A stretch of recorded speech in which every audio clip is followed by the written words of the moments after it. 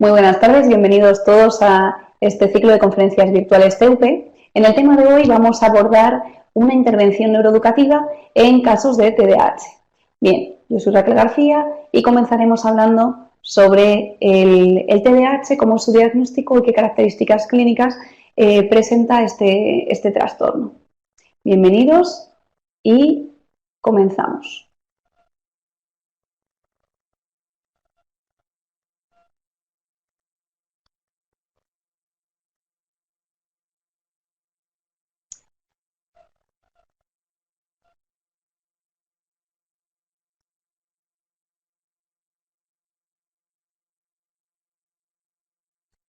Vale, un segundo y vamos a comenzar hablando, como os decía, del diagnóstico y las características de este trastorno que imagino muchos de vosotros habéis tenido ya relación con él, ya sea por un alumno, familiar o conocido que lo padece, ya que, como vemos, su prevalencia en los últimos años se ha disparado.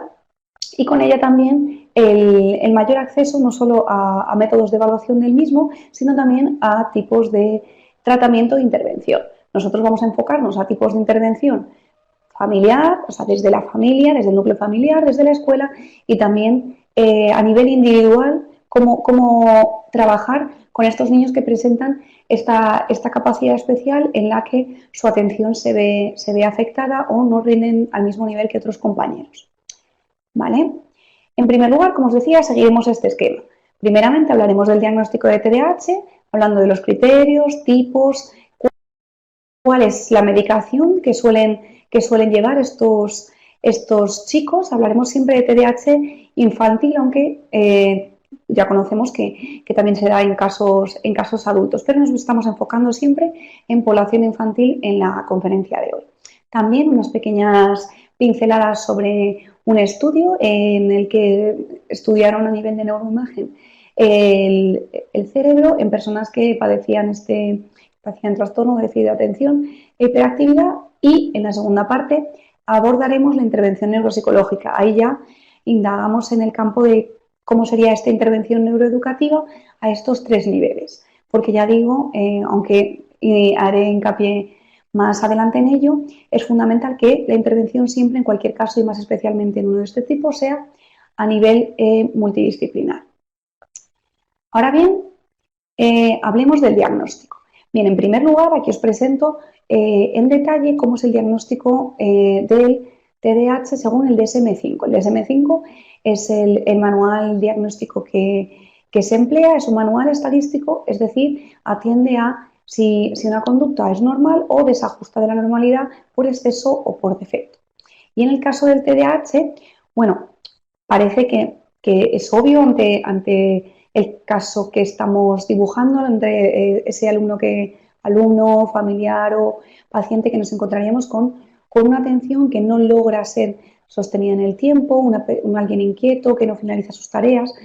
Este sería un poco el dibujo, la fotografía de ese paciente potencial que podría encajarnos con este diagnóstico de TDAH. Pero no tenemos que quedarnos solo en eso, profundizar más allá. Y siempre no es conveniente hacer el diagnóstico basado en si encaja en los criterios como los que presento yo aquí del manual de DSM-5. Tenemos que hacer una evaluación neuropsicológica que a continuación daré unas pequeñas pinceladas de qué pruebas se suelen utilizar o qué aspectos contemplamos cuando valoramos este déficit concreto. Bueno, en primer lugar, para el diagnóstico de TDAH han de aparecer un patrón persistente de inatención o hiperactividad, entendidas inatención como todas esas pequeñas características donde tiene dificultades, como os he dicho, para mantener la atención, no respeta turnos de preguntas, interrumpe, no respeta reglas, se distrae con otros estímulos, no cumple metas, no logra objetivos.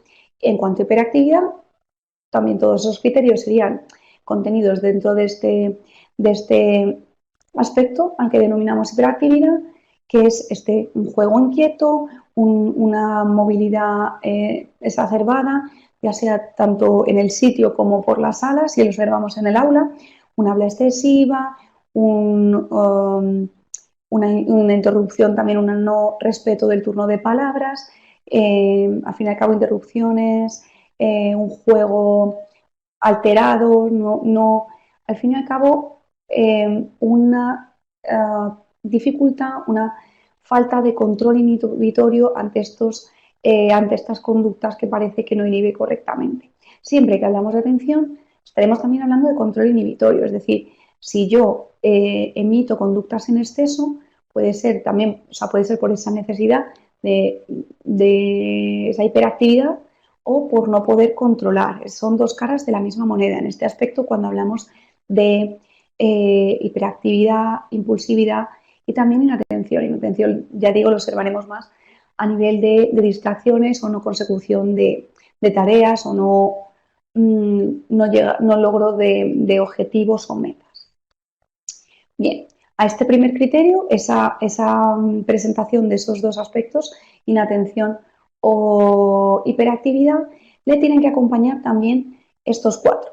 Algunos de los síntomas de inatención o hiperactividad e impulsividad estaban presentes antes de los 12 años, varios síntomas de inatención, o sea, estos subepígrafes que hablábamos, están presentes en dos o más contextos, a un pequeño inciso también es posible y en muchas ocasiones bueno, es muy importante hacer un correcto diagnóstico diferencial donde determinemos que unas conductas, o sea, que estos síntomas observados encajan en este diagnóstico y no en otros, y en este caso estaríamos ante la falta de límites en el diagnóstico de TDAH.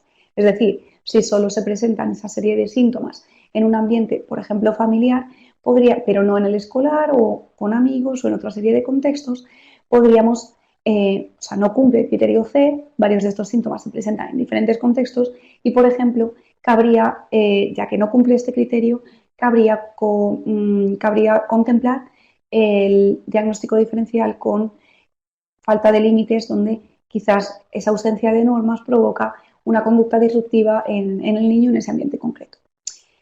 En cuanto al siguiente criterio, existen pruebas claras de que los síntomas interfieren con el funcionamiento social, académico, laboral o reducen la calidad de los mismos. Es decir, que siempre cuando trabajamos desde la clínica, un síntoma, la gravedad del mismo viene dada por cuánto interfiere esto en su cotidianidad, cuánto interrumpe en el correcto funcionamiento de su día a día, cómo afecta a su bienestar, a su calidad de vida.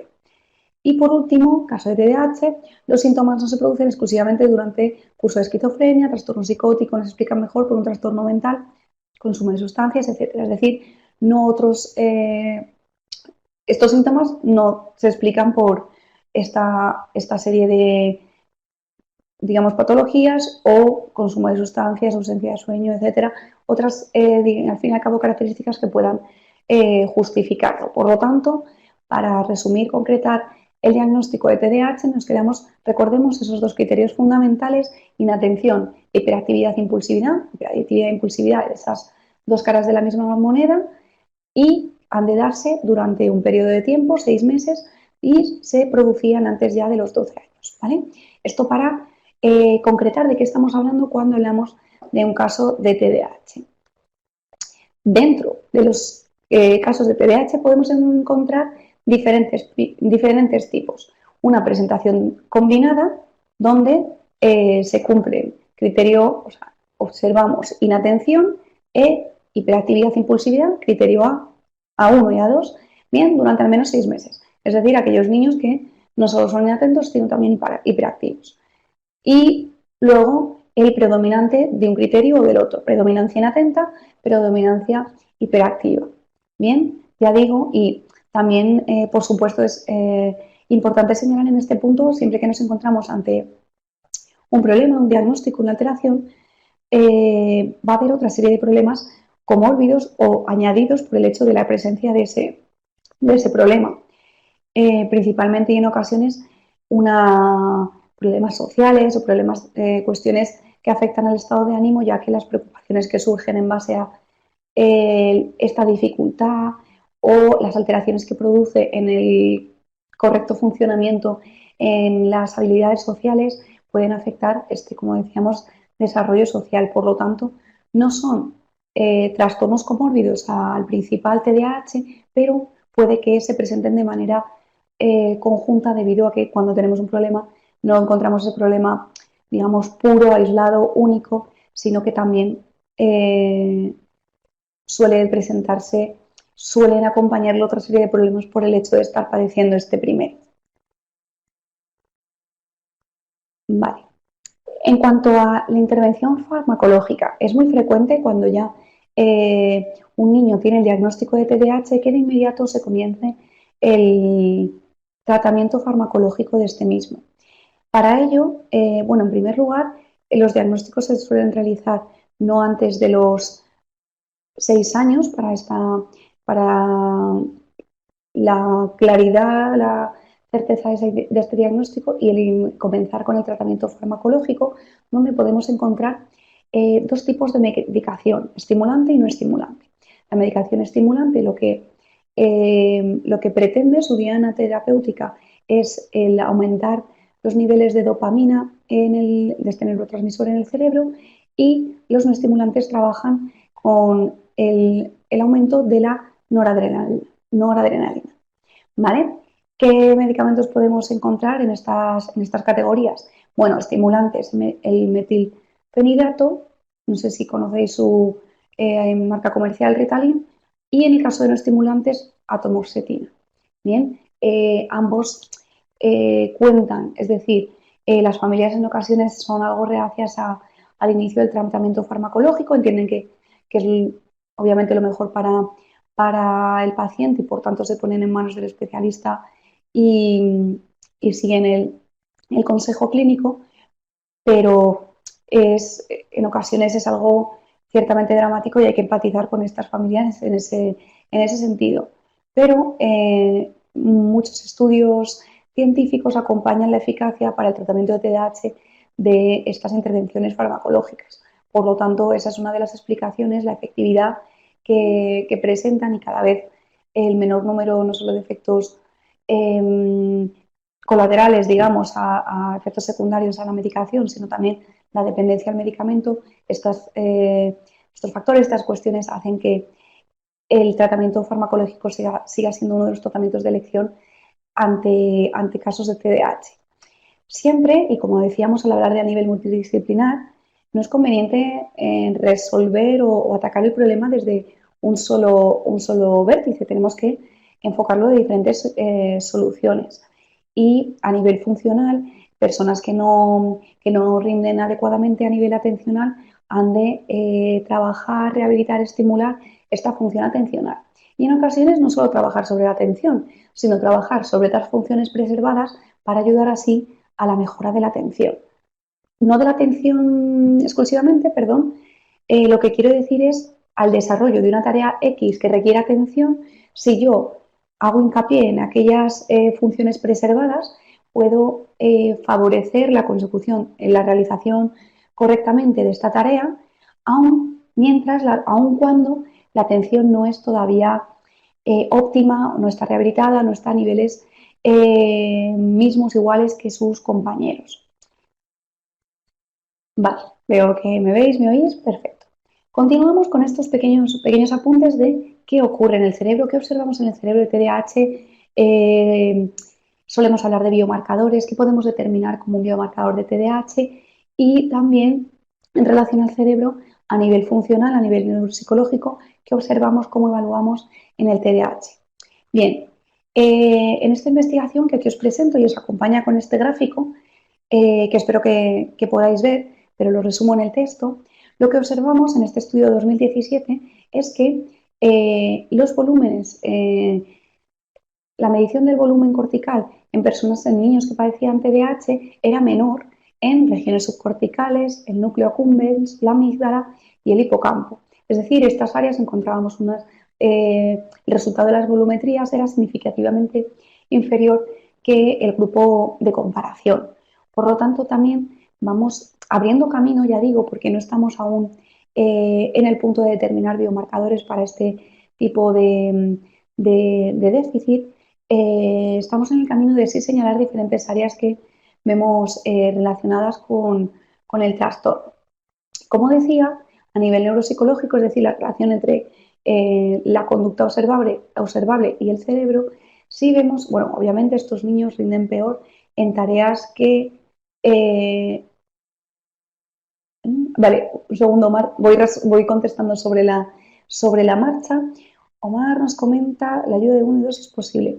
Creo que te referías al tipo combinado, presentan atención inatención e hiperactividad, o sea, los tipos de TDAH, donde el criterio A1 y A2 se da en el tipo combinado, solo el A1 en el predominante inatento y solo el A2, criterio A2, hiperactividad e impulsividad en el predominante, tipo predominante impulsivo. ¿Vale? Eso por resumir aquellos tipos de TDAH, que no sé si está la pregunta, de todas formas, al final abrimos el debate y la ronda de preguntas también para compartir impresiones en cuanto a casos que hayamos llevado y demás. En cuanto a, como decíamos, la neuropsicología, ¿cómo evaluamos a nivel funcional? Porque no solo me interesa conocer, digamos, cómo es ese cerebro, cómo funciona, qué alteraciones presenta, cómo va a responder a la medicación, sino también cómo es ese niño a nivel funcional, qué hace, qué no hace, qué le cuesta, para así poder intervenir, y aquí el tema de la conferencia, a nivel de neuroeducativo, en el aula, en la familia, en el propio individuo, primero conociendo dónde falla. Lo importante, bueno, fundamental, una evaluación neuropsicológica por parte del especialista será hincapié fundamentalmente en tareas que estén relacionadas con el funcionamiento de la atención, también del control inhibitorio y, por tanto, estas funciones ejecutivas donde la impulsividad y el control inhibitorio tienen su función. En ese aspecto, puesto que el niño no llega a la clínica con un diagnóstico, se suele realizar una evaluación de todas las áreas, de las principales funciones cognitivas, para así determinar también puntos fuertes y débiles, porque, como comentábamos, estos puntos fuertes nos pueden ayudar para diseñar la intervención en base a lo que sí se le da bien a esta persona, dónde sí rinde normalmente, buscar motivaciones, fundamental a la hora de establecer cualquier plan de intervenciones, el diseñar unas actividades basadas en los intereses de la persona para así garantizar un éxito debido a la motivación de la tarea, ya que la atención, puesto que es baja, tenemos que motivar por encima, ¿vale? Y por lo tanto, ahora sí nos metemos en materia hablando de cómo sería esta intervención, digo neuropsicológica, porque puesto que vamos a hablar también de ámbitos fuera del aula, no solo será neuroeducativa. Bien. A nivel, bueno, en el aula podemos, o sea, desde el aula podemos intervenir a nivel colectivo o también a nivel individual, es decir, pautas que llevemos con el propio individuo eh, con él mismo en el aula o con él mismo implicando a todos los compañeros, ¿vale? Podemos establecer esas dos diferencias. Una cuestión común a las dos intervenciones es la que señalo aquí en el punto 4, la psicoeducación, es decir, debemos informar, presentar, dar a conocer las características del TDAH a todos los compañeros, principalmente al implicado, para que conozca qué le ocurre, por qué es así, porque en muchas ocasiones pueden que los niños lo vivan con cierta sensación de mediocridad cuando no llegan a una tarea o cuando les cuesta o cuando con el doble de esfuerzo no logran un objetivo, un aprobado, un objetivo satisfactorio. Por lo tanto, es muy importante dar a conocer en qué consiste el trastorno y, por supuesto, normalizarlo y librarlo de etiquetas o de estigmas. También esto sobre todo lo trabajaremos a nivel de lenguaje, cómo comunicamos. Por ejemplo, trastorno solemos evitarlo, el de denominarlo de esta manera, porque parece como sinónimo de enfermedad y, no, y puede ser tendente a un etiquetado, un estigma, entonces podemos hablar de dificultad, de diferencia o siempre de capacidades mayores, menores, diferentes, puntos fuertes, puntos débiles, tratando también fundamentalmente no es señalar al déficit. Entonces, dentro de la psicoeducación, no solo informar, sino también cómo informamos para tratar de normalizar. En muchas webs también de ayuda a personas con TDAH podemos encontrar ejemplos de personas eminentes, famosos, que padecen el trastorno para así también librarlo, digamos, no solo de ese estigma, sino normalizarlo y ver que no supone una limitación, sino que es una característica más que podemos trabajar y mejorar como otra cualquiera. Bien, esto también quiere decir, o sea, estamos en el extremo de normalizar, pero esto no nos debe llevar al extremo de quitarle hierro al asunto, hablando mal y pronto. Es decir, normalizar es tratar con normalidad, vamos a aceptar sin dramatismo, sin gravedad este diagnóstico, pero no llegando al punto extremo de que parezca una invención del alumno o del sistema, etcétera. Es decir, no quitando hierro, no quitando importancia a la presencia de este trastorno. Bien, vamos a comentar los puntos que señalo y luego será algo que en el turno de preguntas y debate me gustaría que también profundizásemos, es decir, hablar sobre si os interesa alguna intervención en concreto, si habéis comprobado el éxito de alguna de ellas en vuestro aula o en el ámbito clínico, familiar, etc. Bueno, en primer lugar, y esto para todos los tres ámbitos que vamos a tratar, muy importante que el diagnóstico esté claro. Esto es lo que decíamos, si por ejemplo no estamos seguros si estamos ante un niño con falta de límites o un niño con un diagnóstico de TDAH, la intervención puede fracasar si lo que ponemos es unas pautas dirigidas al estimular la atención, cuando lo que necesita es unas reglas claras y unos hábitos y una rutina y unas pautas estrictas, tanto en casa como en el aula o en cualquier ámbito. El trabajo debe ser multidisciplinar, es decir, debemos estar en comunicación con la familia. Si el alumno, o sea, si trabajamos desde el aula, por supuesto con el departamento de orientación, con los doctores, con psicólogo, neuropsicólogo que también esté llevando ese caso. En primer lugar, si existen unas pautas de trabajo concretas, todos seguir las mismas, no duplicar trabajo, no sobrecargar, que la información fluya en esa red, no que tenga que ser el niño el que o bien esté informando o nos estemos perdiendo información por no haber hablado con alguno de los agentes implicados. Por lo tanto, siempre que queremos plantear una intervención neuroeducativa, ya sea para este caso o para otro cualquiera, es muy importante estar en contacto todos los agentes implicados en el cambio de ese alumno. Y ahora bien, profundizando en el nivel colectivo en el aula, ¿qué podemos hacer con estos alumnos? Bien, en primer lugar, adaptación curricular, es decir, tenemos que adaptar los contenidos o la forma de plantearlos a estos alumnos. Adaptación de exámenes.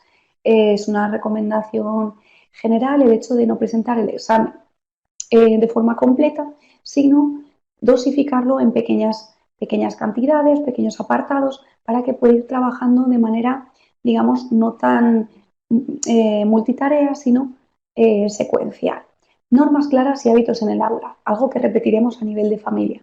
Es muy importante que sepan qué pueden, qué no pueden hacer, digamos, desde una entidad superior, ya que si su control, su autocontrol en este caso, no es óptimo, debe tratar al menos de entender qué ha de hacer para poder, con estímulos, con herramientas, con estímulos externos, fomentar, trabajar ese autocontrol aún no maduro, no desarrollado o deficitario a la hora de compararlo con sus iguales. Como decíamos, esta psicoeducación donde presentamos no solo las características de esta alteración, sino podemos hablar a nivel global de otras muchas características cognitivas o psicoeducativas, dentro de las que introducimos también el TDAH. Es una forma también de no señalar, englobarlo en un compendio de diferentes, ya sea trastornos o ya sea características cognitivas o emocionales. A nivel, digamos, físico, ubicarlo lejos de distracciones y cerca de la pizarra. Es decir, sabemos que una característica es la fácil distracción con estímulos, ya sea ruidos de la calle, movimiento en el pasillo, etcétera. Por lo tanto, vamos a tratar de evitar esas cuestiones. Y en ese caso también acercarlo a la pizarra. ¿Para qué? Para que así el foco de atención se concentre en ese punto. Aún así, por supuesto, estos son pautas que ayudan, pero no resuelven el problema. Tenemos también que diferenciar lo que es ofrecer ayuda de lo que es ya una intervención como sería la neuropsicológica, la farmacológica. Aquí estamos poniendo herramientas externas como el bastón que no mejora la cojera, pero sí la marcha de esa persona que tiene cojera. Bien. Y por último, fomentar el trabajo con la agenda. Es decir, establecer un riguroso control de qué he de hacer, cómo he de hacerlo, tratar de automatizar las pautas no solo basadas en las reglas que uno ha de seguir, sino también en unos hábitos que la persona ya no ha de estar controlando si cumple o no cumple con determinada tarea, sino que puesto que lo hemos automatizado, lo que hacemos es dejar un poco, no sobrecargar ese control, sino dejar más, o sea, recae más peso sobre el automatizar. Por lo tanto, al no tener que controlar tantas cuestiones, si tengo un examen, si tengo que estudiar, si ir a la página 4 o tirar de memoria, trato de seguir un riguroso control de forma que tenga ayudas externas que me apoyen a, a ese funcionamiento en el aula. Vale, continuamos y ahora vamos a hablar a nivel individual. Aquí ya digo, y como veis los primeros puntos coinciden con el aula porque son intervenciones que haremos de forma individual, porque adaptaremos los exámenes solo de esa persona que los necesita, pero dentro del aula. Por eso lo comentábamos en el aula. Como decíamos, ¿cómo es esta adaptación curricular? Bueno, en primer lugar, los contenidos se pueden hacer exámenes orales, ya digo, desglosarlos, los contenidos no sobrecargar con deberes, es decir, adaptarlo a que su nivel vaya, o sea, que él vaya cumpliendo metas cada vez más ambiciosas, aunque no sean estas las mismas que el resto de sus compañeros, ¿vale? Una discriminación positiva en este caso. Igual que, bueno, es importante que las normas sean claras en el aula, como ya comentábamos, y psicoeducación en este caso a nivel personal. Es decir, ya hemos presentado no solo el trastorno, sino otra serie de características cognitivas y emocionales en el aula, también lo hablamos a nivel individual. Es decir, una información, ya digo, qué me pasa, qué me ocurre, qué puedo hacer yo para, con estas características, funcionar normal, sentirme igual de eficiente que mis compañeros, etcétera.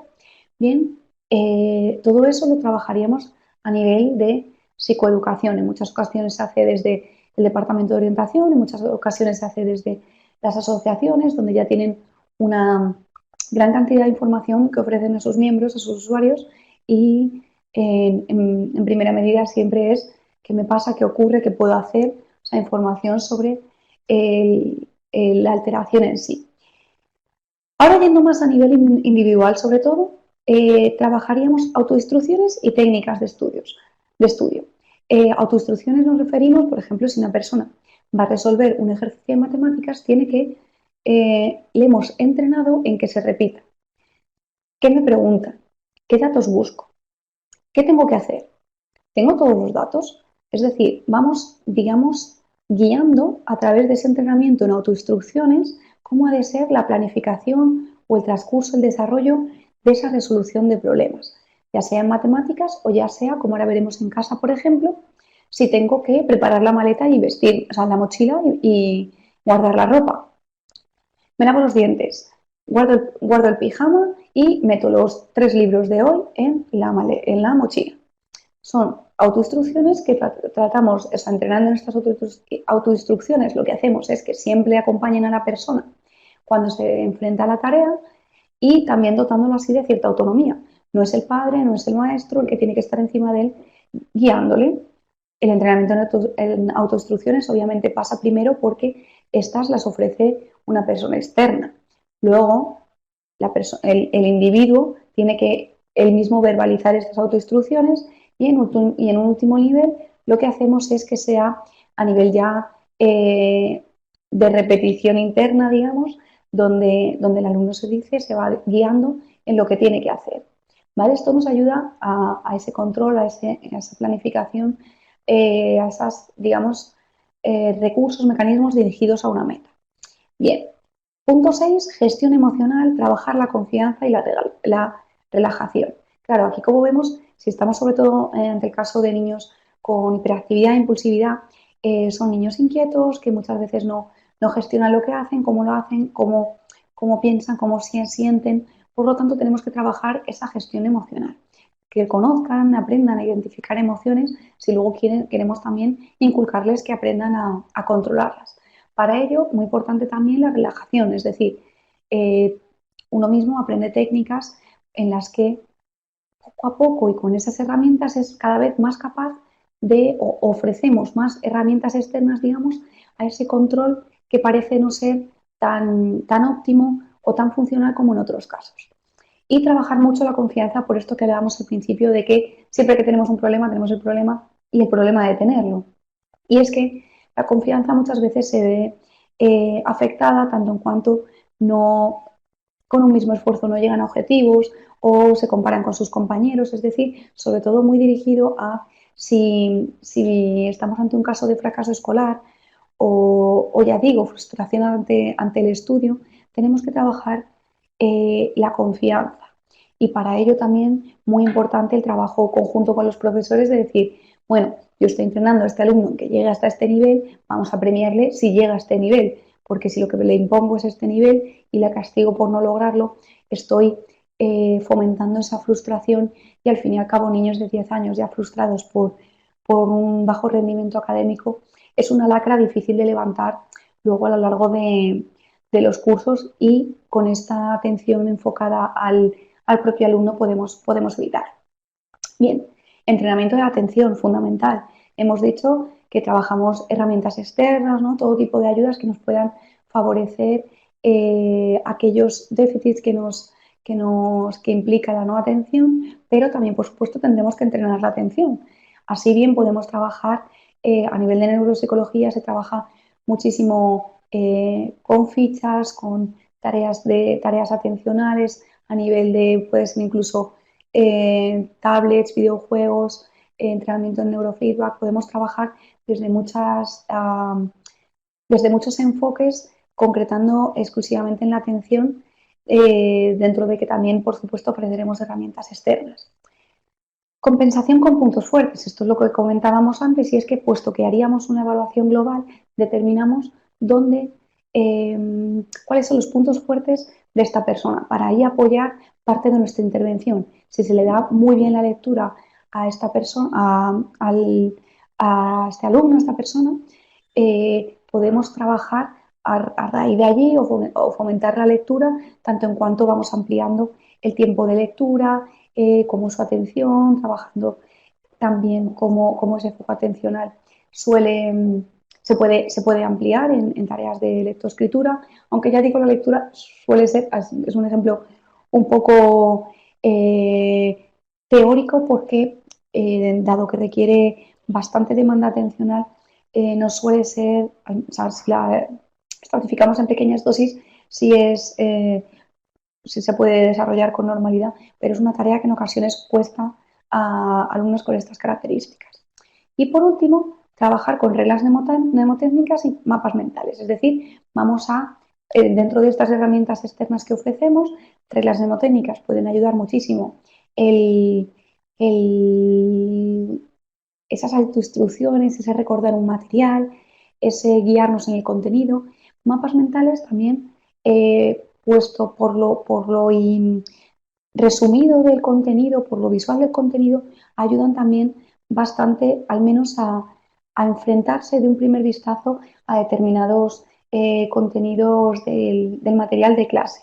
Es decir, al menos también distanciarnos de esos libros de páginas y páginas y páginas de mucho texto donde uno no ve diferencias, se pierde, se aburre, se deja apartado sin leer. Tenemos que acercarnos a una visión más amplia de donde damos esa amplitud en base a un trabajo más individualizado con esquemas, mapas mentales, una forma diferente de trabajar, más desglosada, más concreta.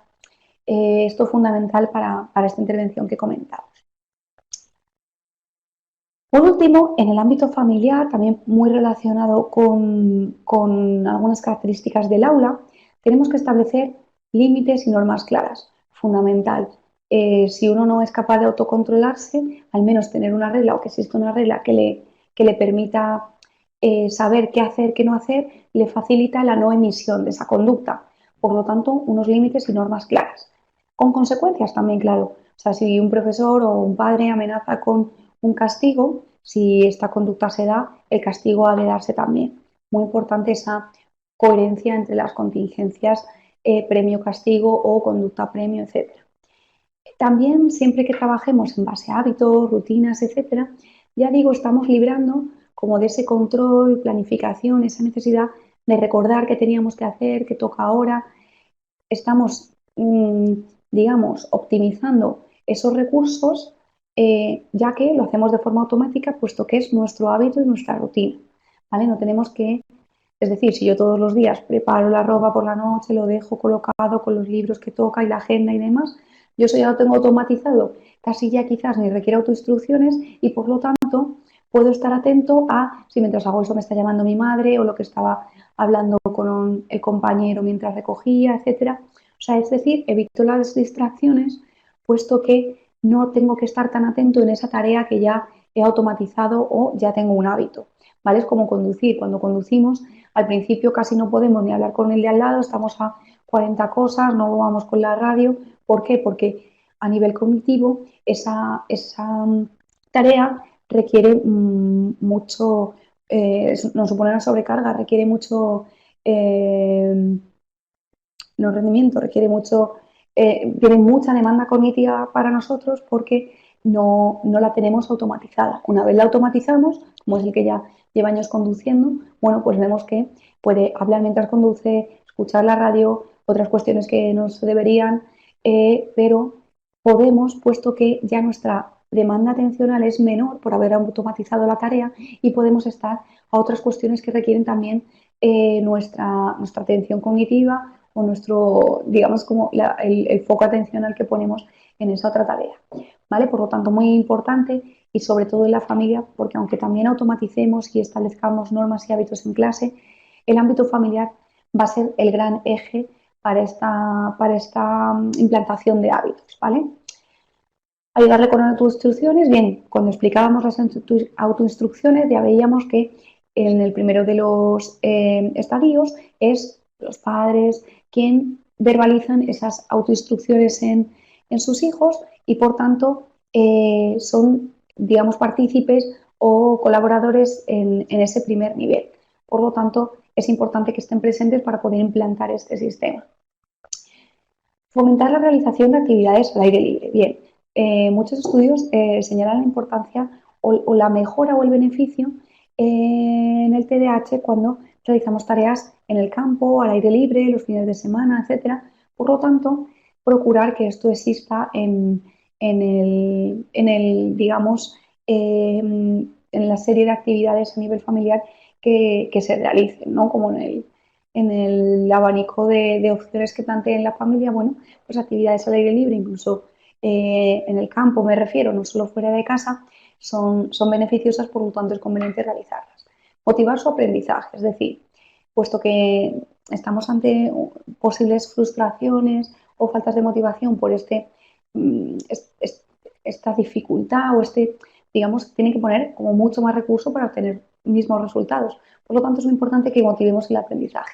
Podemos trabajar desde sus intereses, desde cuestiones que le gusten, desde premios. Siempre, por supuesto, la mejor de las recompensas es la satisfacción de los padres, el apoyo. Bueno, mucho se ha escrito y publicado sobre el efecto Pigmalión, ¿no? Que sí que muy relacionado con las profecías autocumplidas. Si yo creo en un alumno, si yo creo en mi hijo, estoy fomentando que él crea en sí mismo y rinda mejor, crea que puede aprobar la asignatura o que puede realizar la tarea y por tanto la realice.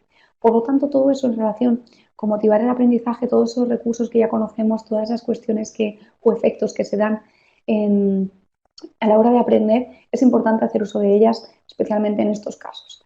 Y por último, dosificar la información que se le da. Es decir, tenemos que ser concretos, concisos, claros y escuetos. Al menos, sobre todo, si es información que la charla y demás puede ser más flexible, pero si estamos ofreciendo, dando esta información, es importante, o sea, ofreciendo información, digamos, peticiones, cuestiones o información relevante para su conducta posterior, es importante dosificarla, ser claros y concisos. Y esto también lo trasladaríamos al aula, más principalmente aún con normas y pautas, reglas que debemos seguir, pero en general para cualquier tipo de petición, etcétera.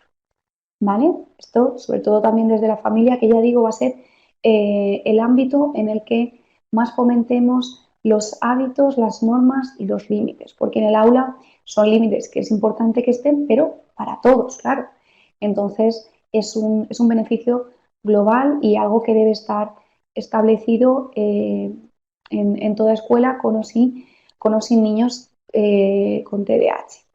Bien, y en este punto dejamos la presentación para abrir ese turno de preguntas, cuestiones, planteamientos, dudas que se os presenten en cuanto al TDAH. También, por supuesto, si conocéis algún caso cercano o algún caso que sospechéis este posible diagnóstico y lo queréis comentar, pues es el momento, aprovechando que somos un montón en la conferencia de hoy, pues me gustaría también crear ese ambiente donde las dudas de unos también pueden favorecer el aprendizaje de todos o el que ahondemos temas que quizás yo he pasado más, más por encima y se pueden trabajar, ahora es el momento.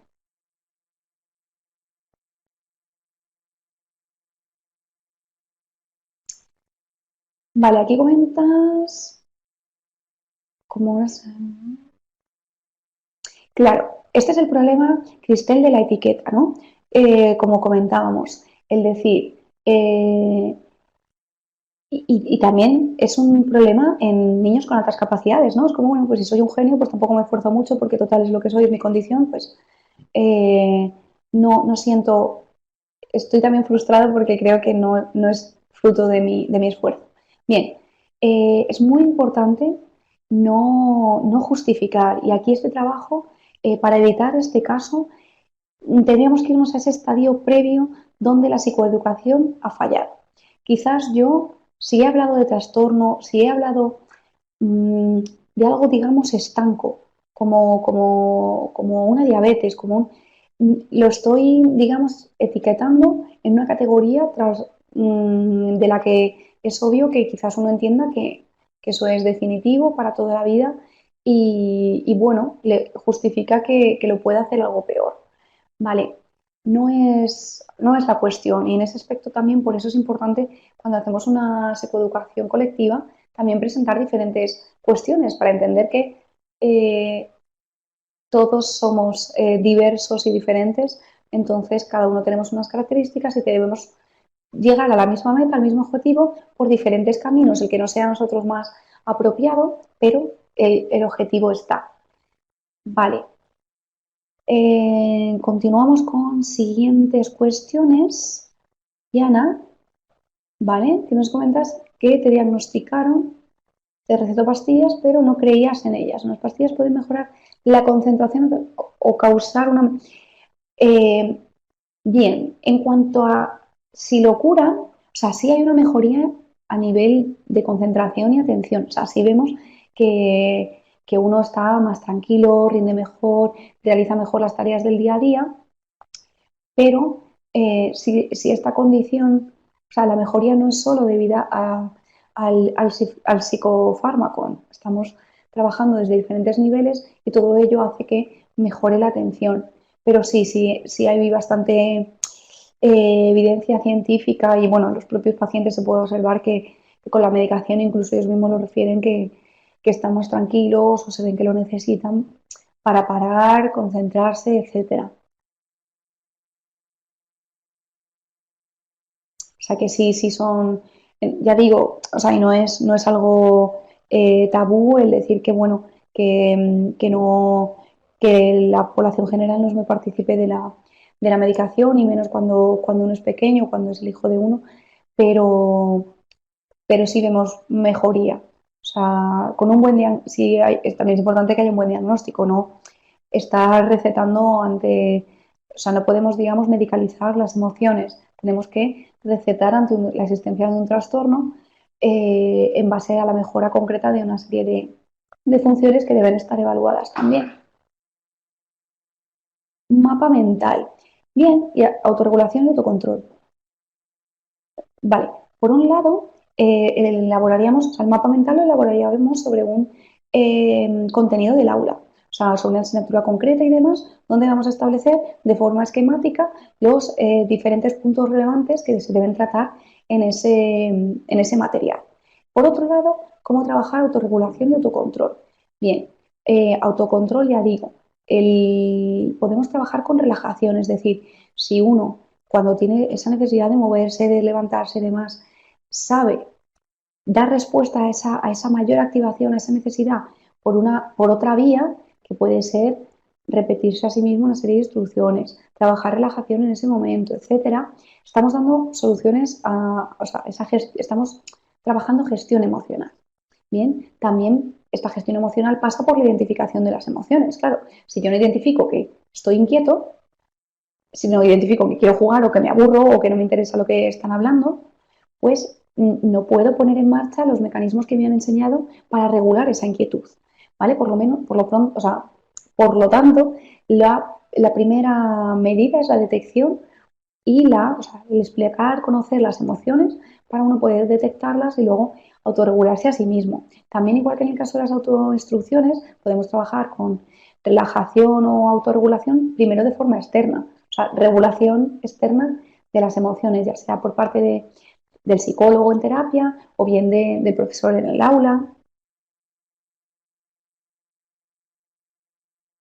Fortalecer, vale, ejercicios o autores para fortalecer las competencias educativas. Vale, uy, es que es muy amplio. O sea, el tema, ya digo, es muy amplio con todos estos puntos que hemos visto que podemos indagar.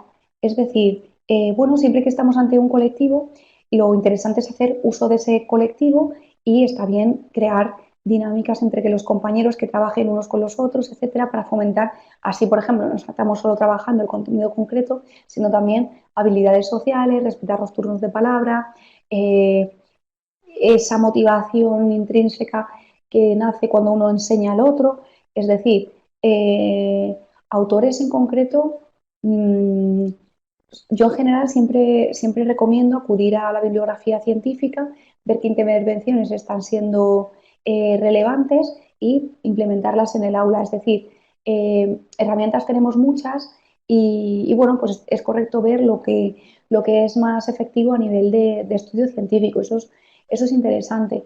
A nivel de terapia, bueno, el trabajo, ya digo, en concreto de la estimulación de la atención es fundamental. Y si tuviese que destacar alguna otra característica, bueno, por supuesto, autoinstrucciones, normas, hábitos, es decir, una reestructuración de su eje familiar, académico y demás, junto con este trabajo de apoyo académico a nivel global. Seguimos. Momento, que no sé si me he perdido algo. Alexandra, vale, bueno, voy a tratar de, por favor, repetirme o copiarme si me dejo alguna pregunta. Mapa mental lo hemos comentado, autorregulación, autocontrol también, apoyar algunos procesos formativos que también hemos comentado. Wanda, terapias son las adecuadas para esta condición. Bueno, la neuroestimulación es fundamental, o sea, el trabajo, la rehabilitación neuropsicológica, el tratamiento farmacológico es también fundamental. Podemos también trabajar con neurofeedback, donde ampliamos el foco atencional, la paciencia, la capacidad de concentración. Esas tres, a nivel de efectividad, están señaladas como las las que mejores resultados obtienen. También en el tiempo, es decir, perduran estos efectos. Vale, Alessandra, ¿qué recomiendas para mantenerse concentrado en el trabajo? Bien, sin que afecte los problemas personales. Bueno, en primer lugar es muy importante, es decir, si estamos ante situaciones de ansiedad o estrés, ya ahí estamos un poco, como que partimos dispersos de base. Es muy importante ahí también, y con esto hilo con lo anterior, podemos trabajar mindfulness, que esa actitud de atención plena nos educa, nos enseña, nos presenta cómo trabajar estando, digamos, a lo que estamos, no estar a cuatro cosas y demás. Obviamente no somos máquinas, todo puede que nos afecte, pero es muy importante, primero, la paciencia para conectar con la tarea. Habrá ocasiones que la tarea se nos presente tediosa o no consigamos desconectar de los problemas, pero tenemos que darle tiempo a la tarea para vernos inmersos en ella, o sea, darle 5 o 10 minutos para empezar a fluir en la tarea. ¿Vale? Es como el que comienza a entrenar en carrera y a los 10 minutos ya desea parar. No, tenemos que persistir, motivarnos para así poder comenzar a fluir en la tarea. Y con fluir quiero decir la concentración de la atención a un nivel más amplio, en solo una cuestión. También en nuestro día a día podemos ir entrenando en dejar de ser tan multitarea. En muchas ocasiones estamos a cuatro cosas a la vez y luego, por lo tanto, cuando queremos concentrarnos en una sola, es difícil que nuestro cerebro no tenga la sensación de que tuviese que estar a tres o cuatro más. Por lo tanto, también es muy importante, digamos, educarnos a nosotros mismos en trabajar de forma, y ahí sí lo tomo de esta filosofía mindfulness, en atención plena, es decir, concentrados en lo que estamos, fluyendo en una única actividad, alejándonos de la multitarea. Y luego, por supuesto, también la voluntad de uno, es decir, para si realmente es un problema que me tiene demasiado absorto, tengo que hacer estrategias de tipo parada de pensamiento, donde he de detener ese pensamiento, ofrecer un alternativo para poder reconectar con lo que estoy haciendo y no irme con ese pensamiento molesto que me acosa. Vale. Continuamos con las preguntas. María Luz, muchas de los docentes no están capacitadas para la atención a la diversidad. Vale, ¿qué tipo de ejercicios o actividades podrían trabajar en el aula puntualmente? Bueno, a veces, claro, obviamente no contamos con los recursos, por ejemplo, adaptar el examen. Hay centros que esto no está en nuestras manos porque no se contempla y el examen ha de ser el mismo para todos los alumnos. Pero sí hemos visto cosas que podemos hacer a nivel colectivo, ya sea educación, psicoeducación, ya sea el ser claros y concisos en las pautas que establecemos, en las normas, que haya unas normas, que se respeten los turnos de palabra, todo eso a nivel colectivo. Y a nivel puntual, bueno, ya digo, si tuviese que elegir quizás una adaptación, sería el ofrecer el contenido más desglosado. Es decir, que no sea una afluencia de contenido, de material demasiado absorbente para el niño con problemas. Pero ya digo, si nos vemos con dificultades para un trabajo más individualizado, a nivel de aula colectiva podemos trabajar muchísimo. Entonces, saquemos provecho de ello. O sea, no nos centremos en el problema, sino en cómo el grupo puede aportar a la solución. Eso es muy importante, ya digo. O sea, por ejemplo, esa capacidad de inhibición ante el turno de palabras, de respetar los turnos, etcétera, lo podemos trabajar en el aula perfectamente. Entonces ya estamos inculcando ante la persona que tiene dificultades para ese respeto para ese no interrumpir, para ese respetar el turno de palabra, ya estamos entrenándolo en ello, simplemente con los recursos que tenemos, que es un aula con alumnos de misma edad. Vale, bueno, hasta luego a los que ya se despiden. Estrategia para evitar el uso del celular. Uf, esto es complicado y podríamos abrir un amplio debate en cuanto a la prohibición del mismo. Eh, a ver, es fundamental, es decir, nosotros siempre tenemos que presentar nuestras presentaciones, nuestras ponencias con un grado de motivación del 200%. ¿Por qué? Porque buscamos tener un efecto motivador en el otro. Por lo tanto, si yo estoy al 100%, el otro va a estar al 70, al 50, yo tengo que estar al 200. Clases muy interactivas, podemos ludificar, podemos tratar de que intervengan entre diferentes compañeros de forma que al menos hablen los unos con los otros y no con el móvil, pero Pero esto es simplemente por tratar que la motivación por lo que estamos haciendo en ese momento sea mayor que el interés por el móvil. Pero ya digo, la prohibición también es una estrategia. Pero nuestras clases siempre han de ser motivadoras, eso claro está. O sea, yo no comulgo con aquello de prohibir, prohibir, prohibir para que al final solo puedan atenderme y sea como la obligación. No, o sea, no están obligados a escucharme, tienen que estar interesados en escucharme. Y ahí yo tengo que poner de mi parte y mis recursos. ¿Vale? Terapia que recomiendo cuando es con hipoactividad. Bien, con hipoactividad no se presenta o en ausencia de hiperactividad o con hiperactividad. Bueno, en ocasiones la hiperactividad a veces desaparece con la edad porque tienden a aumentar en este control según van madurando. Pero bueno, desde el aula es importante unas normas claras y si realmente necesitan levantarse para darse, pues que tengan, podemos establecer con ellos decir, bueno, tú vas a trabajar autocontrol hasta cierto punto y si se rebasa ese punto, me levantas la mano, me dices, ves en un momento y pautamos una vuelta al patio, etcétera.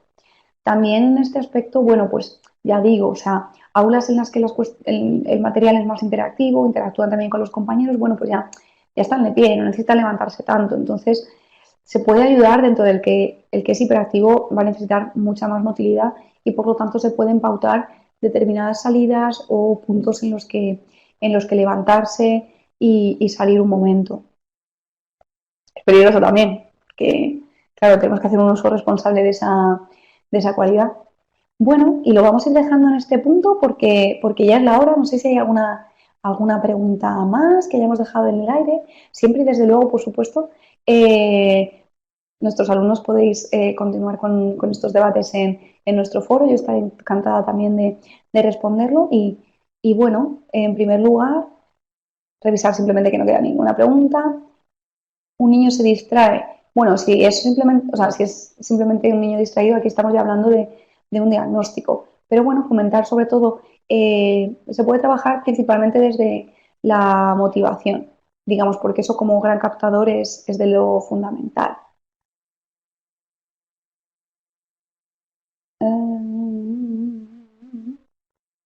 Vale.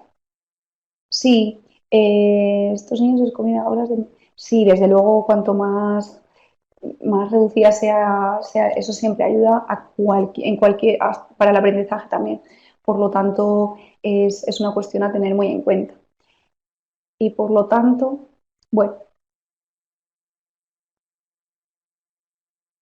el diagnóstico, acudir al médico especialista y al neuropsicólogo. O sea, nosotros con esos criterios que se presentan al inicio establecemos una sospecha diagnóstica, pero el diagnóstico lo efectúa médico, pediatra o neuropsicólogo. Bien, así que bueno, eso es. Sí, podemos efectivamente motivar.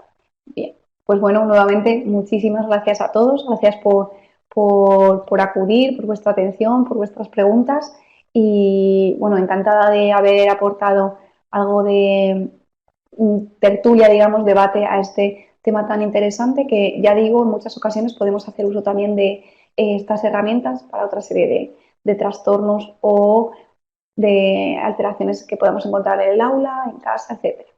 Por lo tanto, bueno, pues muchísimas gracias, un saludo a todos y nos vemos en la próxima conferencia.